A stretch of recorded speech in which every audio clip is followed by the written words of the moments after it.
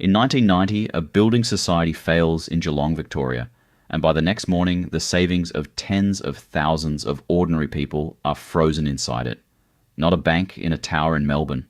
A building society founded in the town, run by a family the town knew on sight, holding money the town itself had earned, pension payments, tradesmen's wages, a widow's inheritance.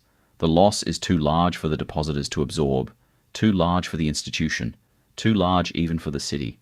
It is absorbed in the end by an entire state, repaid for years afterward a few cents at a time at the petrol pump. That is where this story ends. It begins 31 years earlier with a far smaller promise in the same small city. A building society is not a bank. It has no shareholders trading its stock on an exchange, no head office answering to investors in another city, no obligation to anyone beyond the people who hold accounts with it. It is a mutual, an institution owned, in principle, by its own members, who deposit their savings into it and borrow from it to buy the roof over their heads. The society takes in money from those who have it to spare and lends it out to those who need it to build or to buy a home. That is the entire mechanism. There is no product more complicated than that, and for most of the 20th century there did not need to be. To a city like Geelong, an industrial town on Corio Bay, built on wool stores and a refinery and a working waterfront, Victoria's second city and content for most of its history, to remain so. A building society was not an abstraction. It was a place, a counter a person could walk up to, a name recognized from church, from the football club, from the street. The bank, if a family used one at all, belonged to a larger world. A head office in Melbourne, a manager who might be transferred elsewhere within the year, a set of rules written somewhere else for reasons that had nothing to do with Geelong. The building society belonged to the town. It lent to people the staff already knew. It kept its deposits close and its borrowers closer. This is not sentiment, it is structure. A mutual institution has no shareholders to reward with a dividend, and so, in theory, its incentives run in one direction only, toward its own depositors and borrowers, toward the town that supplies both. The society grows because the town grows. It succeeds because its members succeed. Nothing about a building society requires it to look beyond the community it was built to serve. And, for a long time, most of them did not. None of this made a building society safe.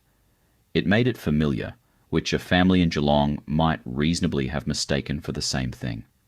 Banks, by the second half of the 20th century, operated under a set of protections built up over decades. Capital requirements, reserve ratios, the assumption, spoken or not, that a government would not allow a major bank to fail outright. Building societies operated under something looser. They were licensed and audited, but they did not carry the same guarantees, the same scrutiny, the same presumption of rescue.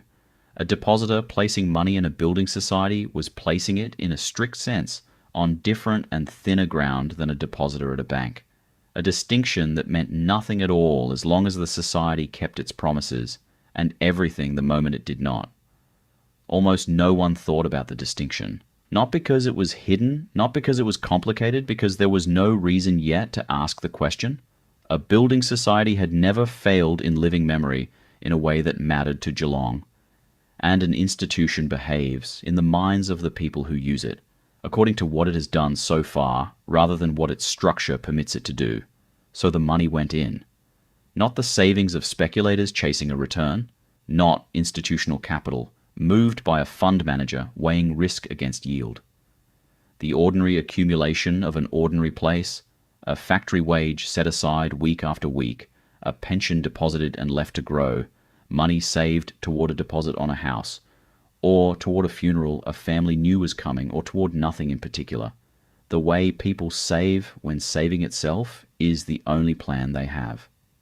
It went into a building with a name, on a street the depositor could have walked to. By the second half of the 20th century, Geelong had one such institution above all others, smaller, then not so small, then large enough that its name was printed on the sponsors board at the football ground and painted on the awning of its own branches across the district. It had begun, like most of its kind, as a modest promise made to a modest number of people, What it became is the subject of what follows. The Pyramid Building Society is founded in Geelong in 1959. Its origins are ordinary, which is exactly the point. A mutual society, set up on the model that had served the town for a generation before it, taking in deposits from local savers and lending them back out, mortgage by mortgage, to local families. There is no reason in 1959 to expect Pyramid to become anything other than one more modest institution among several serving one mid-sized Victorian city. For a decade, that is what it is. What changes is scale, and what drives the change is a family. Bill Farrow and the Farrow family take control of Pyramid and, over the years that follow, build around it rather than simply run it. Pyramid does not remain a single institution. It becomes the anchor of a group, the Farrow Group, that comes to include two sister societies, the Geelong Building Society and the Countrywide Building Society, both drawn under the same family's control, both operating alongside Pyramid rather than in competition with it. 3 societies, 1 governing hand. To a depositor walking into any of the 3, the distinction between them scarcely matters. What matters is the name Farrow, attached now to a share of the district's savings large enough that it is difficult to find a street in Geelong without a household banking in one form or another with one of the 3. This is the detail worth sitting with. Pyramid is not a branch office of some larger, distant enterprise that happens to operate in Geelong. It is Geelong's own, founded there, headquartered there, run by a family resident there, expanding by pulling more of the town's money into itself rather than by exporting a Geelong idea to other cities first. Its growth is the town's growth, or appears to be. Its name sits on the same sponsor boards, the same local sponsorships, the same civic occasions as the wool brokers and the refinery and the football club. A resident of Geelong, watching the Farrow Group expand, is watching what looks like its own community succeeding at something, not an outside institution colonizing it. That impression is not manufactured out of nothing. The Farrow Group is, in fact, a Geelong institution, run by people who live in the town whose money they hold. But an institution can be authentically local and still be operating on a set of incentives that no longer resemble the caution of 1959. As deposits grow, so does the pressure to keep them growing, because a mutual society funded almost entirely by depositor money has only one lever available if it wants to expand faster than its neighbours. It must attract more depositors, and faster, than the other societies chasing the same pool of savers. The Farrow Group finds its lever early.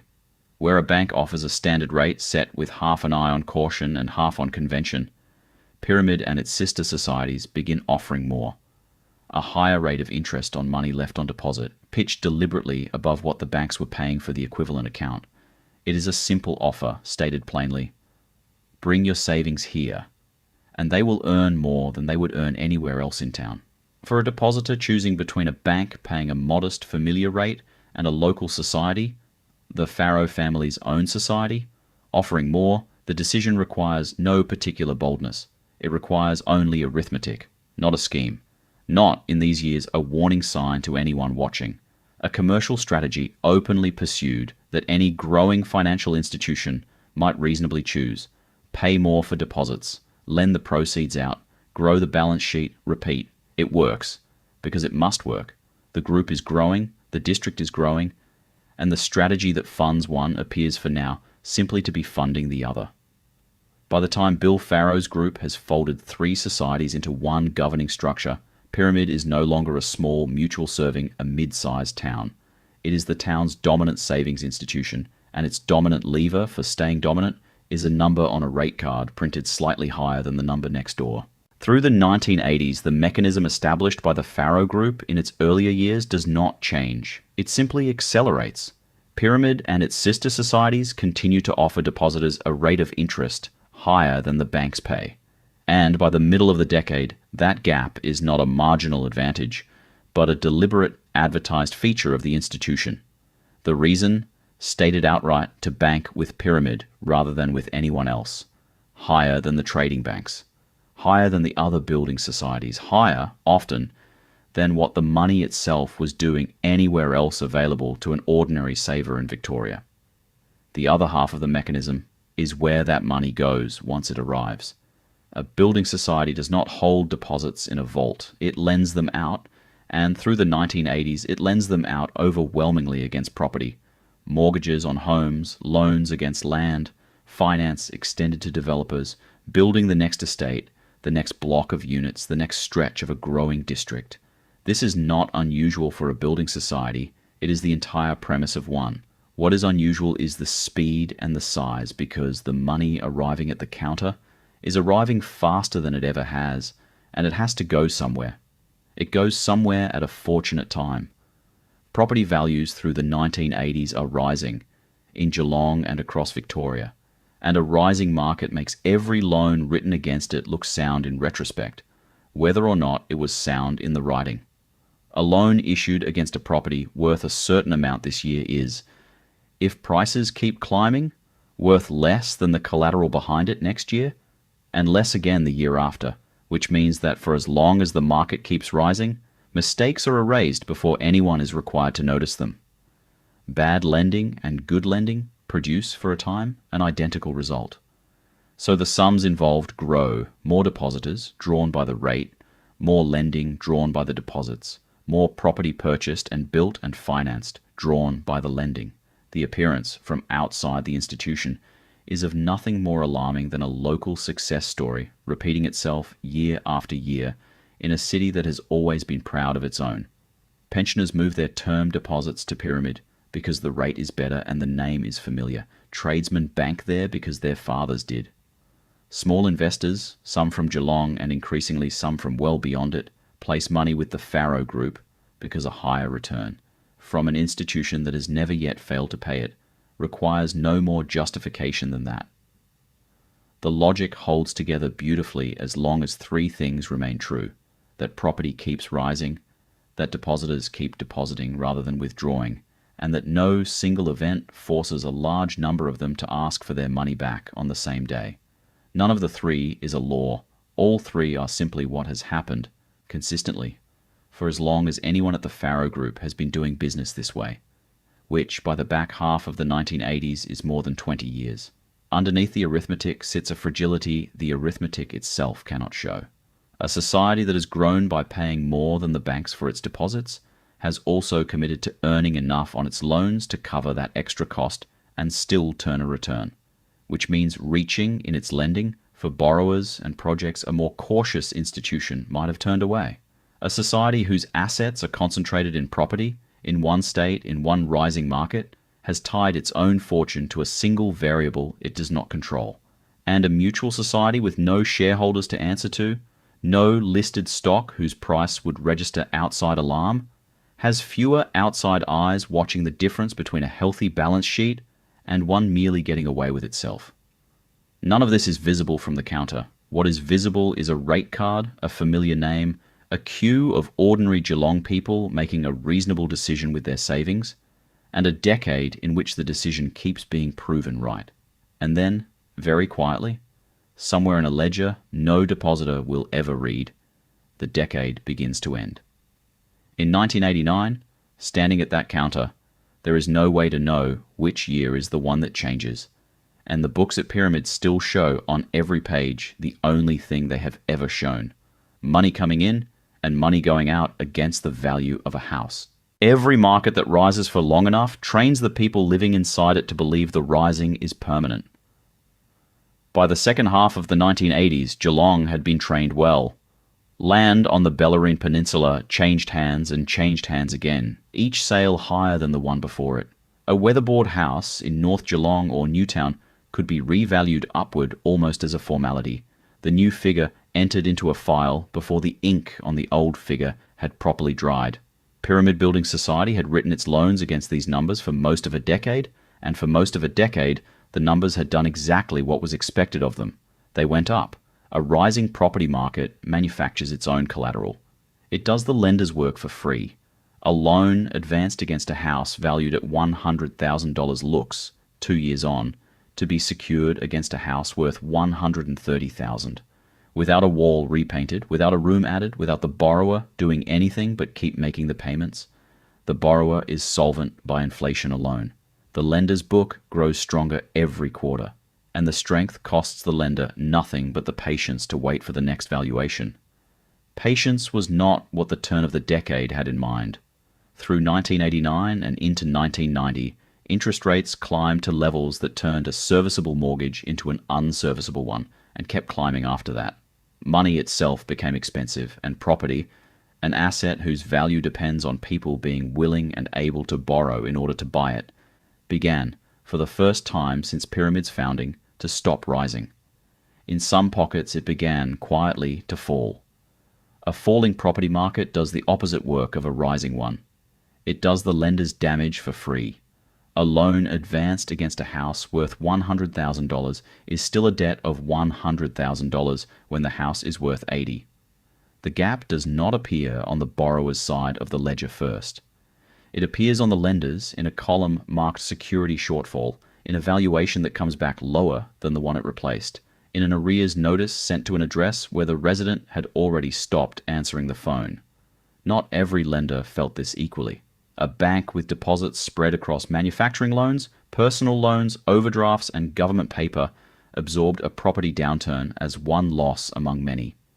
Pyramid had no such spread. Its growth, its identity, its entire strategy for a decade had been built on real estate lending in a rising market. Its officers had chased that market into commercial and semi-commercial paper, into finance for construction projects never fully tested by a downturn. When the one market it depended on stopped cooperating, there was no second market to absorb the loss. There was only the property book, and the property book was suddenly worth less than the money lent against it. None of this arrived as an announcement. It arrived as it always arrives. In the provisioning line of an internal report, in a loan officer's note that a borrower had missed a second payment, in a valuer's figure that had to be queried and requeried because it no longer matched the number already on file.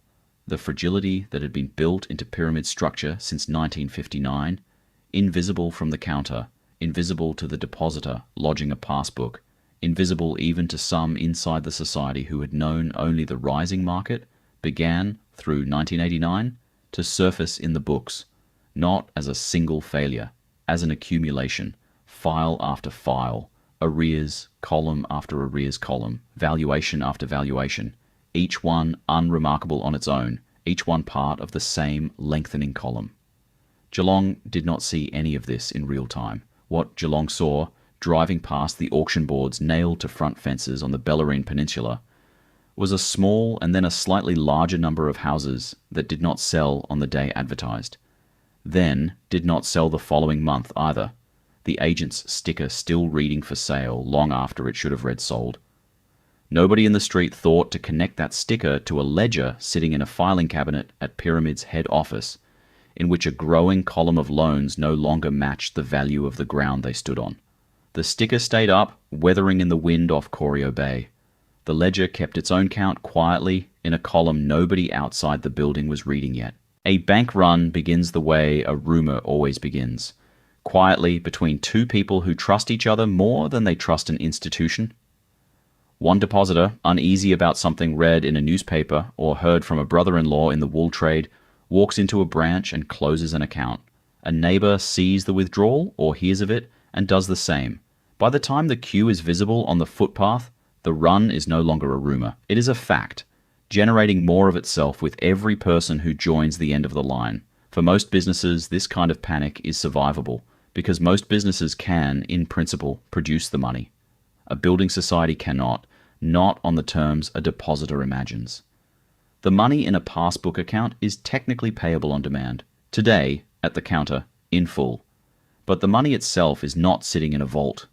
It has been lent out in pieces of $10,000 and $20,000 and $50,000 against houses and land and half-built commercial developments across Victoria on terms of 10, 15, 25 years. A depositor can present a passbook and ask for cash within the hour.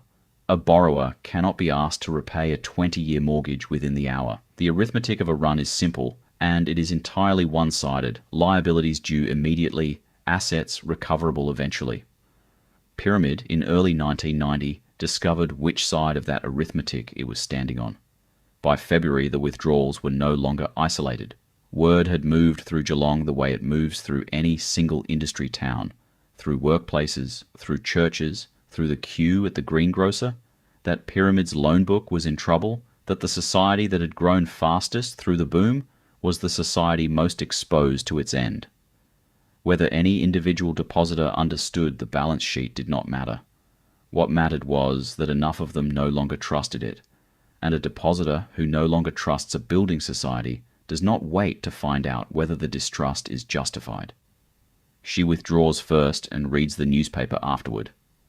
On the 13th of February 1990, the Victorian State Treasurer, Rob Jolly, appeared alongside the state's Attorney General, Andrew McCutcheon, to tell depositors that the Pyramid Building Society was sound. It was a public statement made by two of the most senior officers of the state government, intended to stop the queues before they grew any longer. It did not describe a society that was recovering, or a society that was being monitored, or a society whose position was uncertain. It described a society that was sound, a specific word, chosen to close the question, not to qualify it. The assurance did not hold. Not because Jolly or McCutcheon were dishonest men issuing a statement they knew to be false. That is a different accusation, for a different inquiry. It did not hold because the thing it asserted was not true. And the truth of an institution's solvency does not change because two officials have said otherwise on a Tuesday in February. Within weeks, the withdrawals the statement had been designed to stop had resumed. By May, they had resumed harder than before. A fresh run, larger than the one the assurance had been issued to calm, moving through the same branches, the same queues, the same tellers, counting out passbook balances to depositors who had stopped waiting to be told it was safe to leave their money where it was. Through the first half of 1990, the gap between what Pyramid could produce on demand and what its depositors were demanding widened every week. Each withdrawal made the next one more urgent because each withdrawal reduced what remained for the depositors still in the queue behind it. Nobody at the counter used the word insolvent. Nobody had to. The length of the line outside the branch told its own story, updated daily, and it was not the story the treasurer had told in February. By June, the passbooks presented at Pyramid's counters were the same passbooks that had been issued through the boom years, the same stiff paper covers, the same handwritten or stamped columns of deposits that had once only grown. Now they were being presented for one purpose only, to take the number in the last column out of the building before the doors did something no depositor in Geelong had yet been told to expect. The collapse, when it came, did not arrive as a single dramatic afternoon witnessed by a crowd outside one branch. It arrived as a decision made above the counter, communicated downward, and enacted at every branch at once. Through June and into July of 1990, the Pyramid Building Society and the wider Farrow Group, the group Bill Farrow had built from a single Geelong building society into one of the largest non-bank lenders in the state, stopped being able to meet what was owed to the people who had lent it their savings. The society collapsed. Its funds were frozen. A depositor who walked in on a morning in early July, passbook in hand, found that the number written in the last column was, for the time being, only a number. It could be read. It could not be withdrawn. The same scene repeated at branch after branch, from Geelong itself to the smaller Victorian towns, where Pyramid had spent the decade of the boom opening new branches on the strength of its own growth. The scale of the failure, once it was totaled, ran to debts in excess of $2 billion, obligations to depositors and other creditors that the group could no longer meet from assets that had been, 18 months earlier, considered more than sufficient to cover them. It was a sum too large for any single town to absorb quietly, and Geelong was the town in which the group had begun, in which its head office stood, in which a disproportionate share of its depositors lived. On the 3rd of July 1990, the Premier of Victoria, John Cain, made a public announcement addressing the frozen funds. There would be no government guarantee of the money owed to Pyramid's depositors. The state would not step in to make the depositors whole. It was a statement of policy delivered without qualification, and it meant that as of the 3rd of July, the tens of thousands of people who had money locked inside the Pyramid Building Society had been told by the highest office in the state that there was no promise their money would come back. What that meant at the level of an individual life had nothing to do with balance sheets. It meant a pensioner in Geelong West who had banked a fortnightly cheque at the same branch for longer than some of the tellers had been alive, and who now could not withdraw a pension he had already been paid. It meant a tradesman on the Bellarine Peninsula who had spent 4 years assembling a deposit for a block of land, in cash, in a passbook account, and who now held a passbook the bank on the other side of the counter could not honour.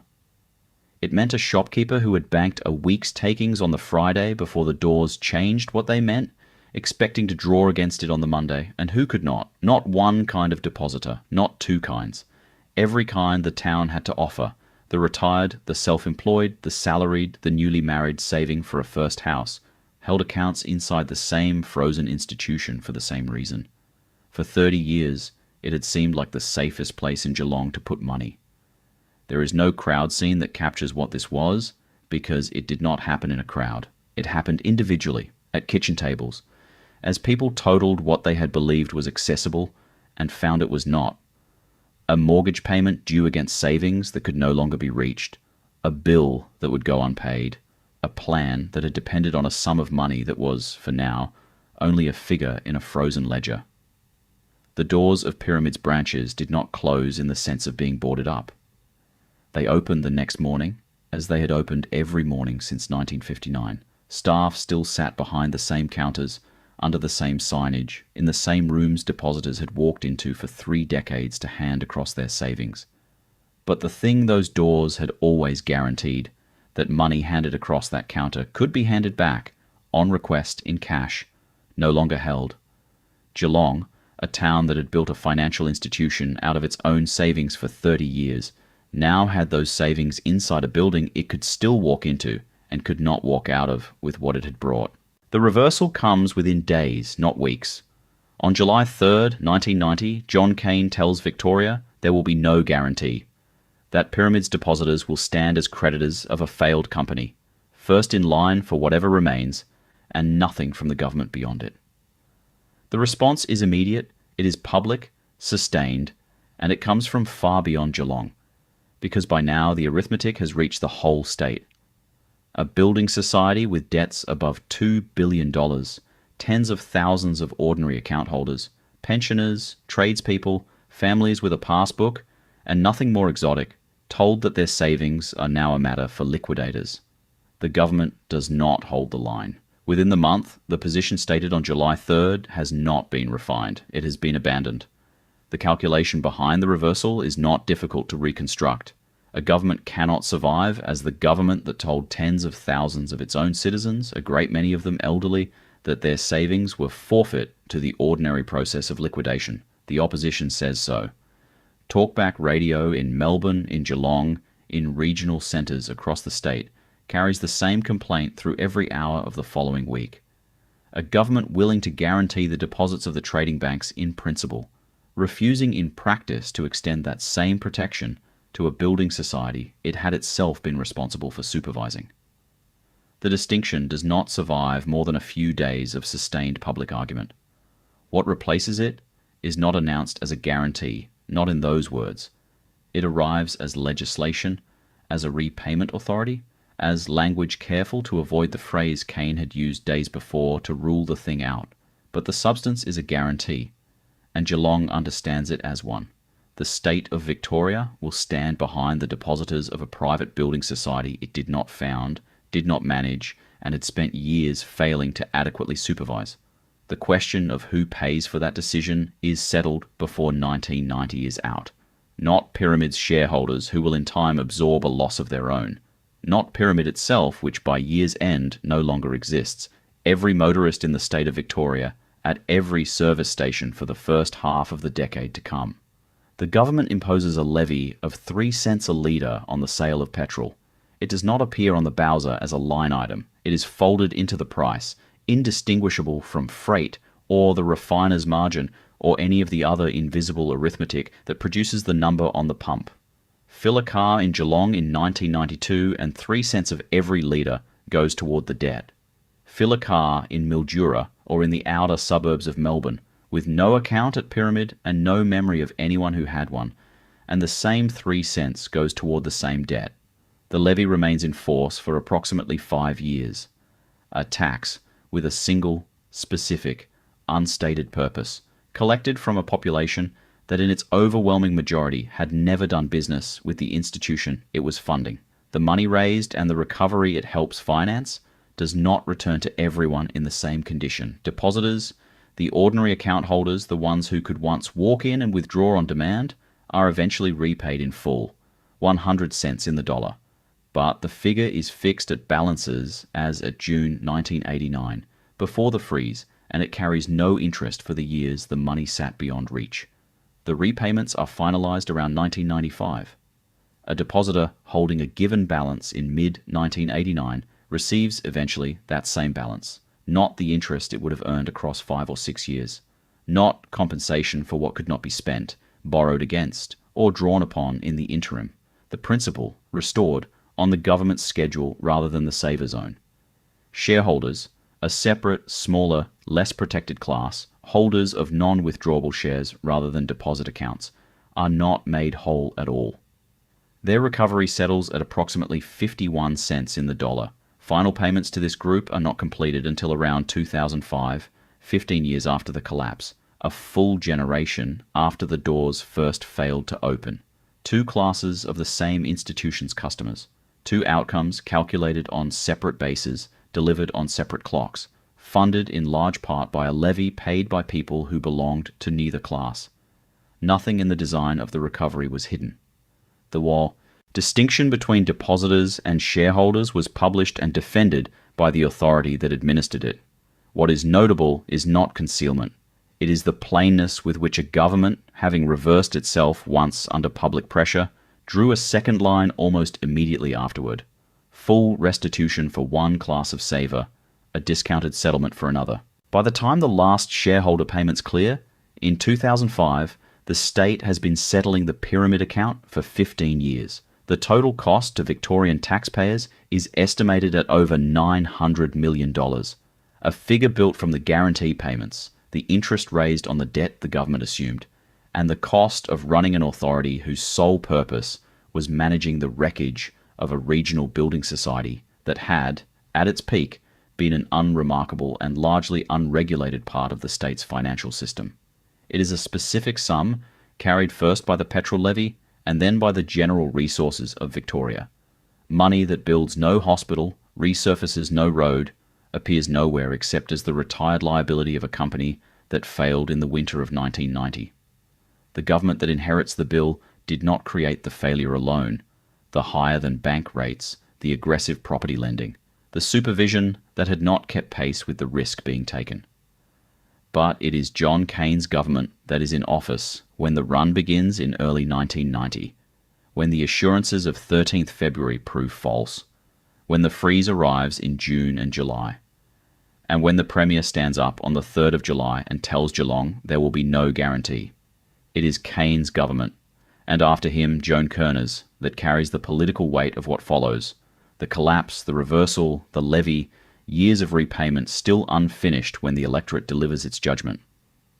By 1992, Labor is out of office in Victoria, defeated in a landslide that has more than one cause but is not imaginable without pyramid among them. The $900 million accrues across 15 years, in guarantee payments to depositors through the mid-1990s, in reduced settlements to shareholders stretching into the following decade, in the interest bill on money the government itself had to borrow before the levy and other revenue caught up with the debt. The sum is large, not because pyramid itself was large by national standards, but because a state government elected to stand fully behind its obligations only after first announcing, on July 3rd, 1990, that it would not. None of this touches the arithmetic of an individual saver in Geelong, for whom the collapse was never a matter of state politics. Tens of thousands of ordinary depositors spend the years from 1990 to 1995 with their money legally guaranteed and practically unreachable.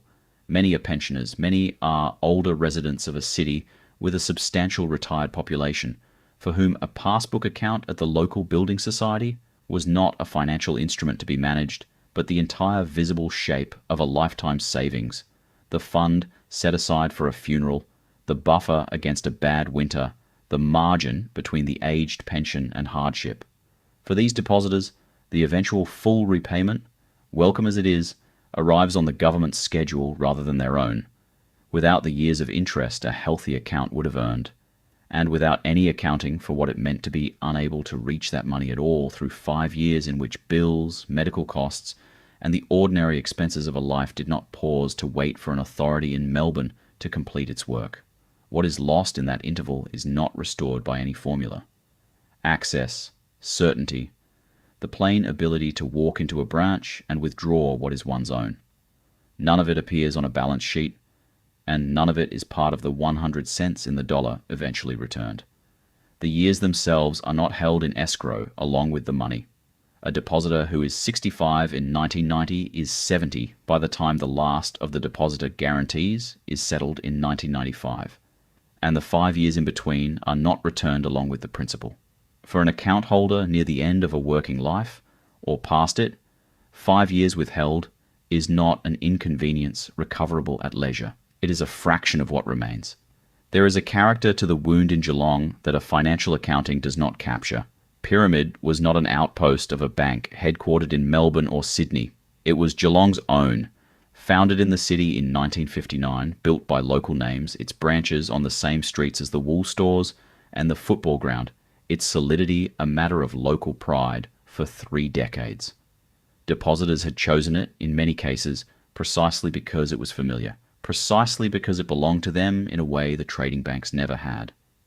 The failure did not visit a distant institution's collapse upon the city. It visited the collapse of Geelong's own name upon Geelong. What is left after the last payment clears in 2005 is not a lesson. It is an arrangement of facts that does not resolve.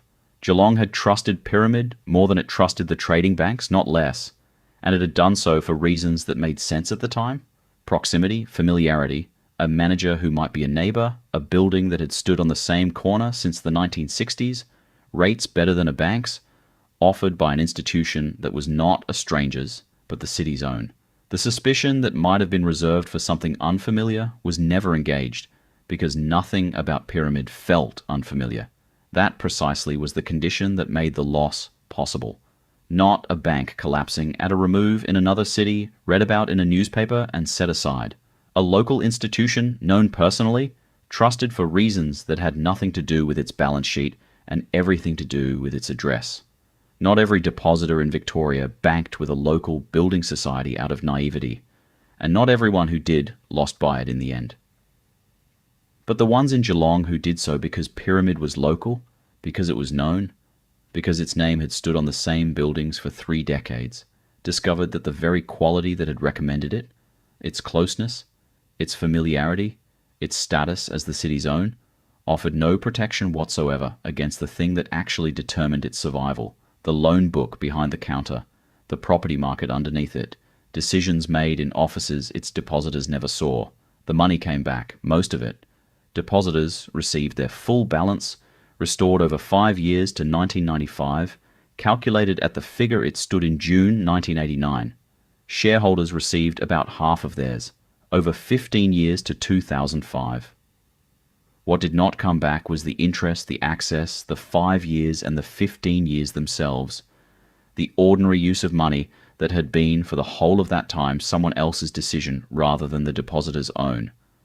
The state made up the difference between what was owed and what could be found, and it collected the means to do so at the petrol pump, 3 cents at a time, for roughly 5 years, in a levy that named itself as nothing and appeared on no receipt as anything other than an unremarkable part of the price of fuel. Drivers in towns and suburbs, many of them had no cause ever to visit. Geelong funded the recovery of a city most of them knew only by name. This is simply what happened. It is not offered here as an irony, though it is one, and not as an injustice demanding further redress, though the case for that was made and rejected at the time. It is a fact about who ultimately pays for the failure of a single regional institution, once a government has decided that the institution cannot be allowed to fail without something standing behind it. The building society itself does not survive long enough to be thanked or blamed by name. Pyramid is gone by the end of 1990, absorbed into the recovery process and then into memory. Its branches are sold, closed, or taken over by whatever business comes next. And nothing about the shop fronts that replace them announces what any of them once were. The name itself outlasts the institution only as a case study, a line in a parliamentary inquiry, a caution cited by regulators who came after. What remains, in a way little else does, is the pump. Somewhere in Victoria, today, at a service station indistinguishable from any other, a driver fills a car and pays a price built out of components no receipt itemizes. The cost of the fuel, the margin of the seller, layers of tax directed at roads and general revenue, and a dozen other purposes no one at the Bowser is thinking about. For roughly 5 years, 3 cents of that price, on every litre, at every pump in the state, went to none of those things. It went to make good the collapse of a building society in Geelong that most of the drivers paying it had never banked with, and in a great many cases had never heard of. The levy ended decades ago. The pump remains, dispensing fuel at whatever the price happens to be today to whoever pulls in, indifferent to what it wants, for 5 years quietly financed.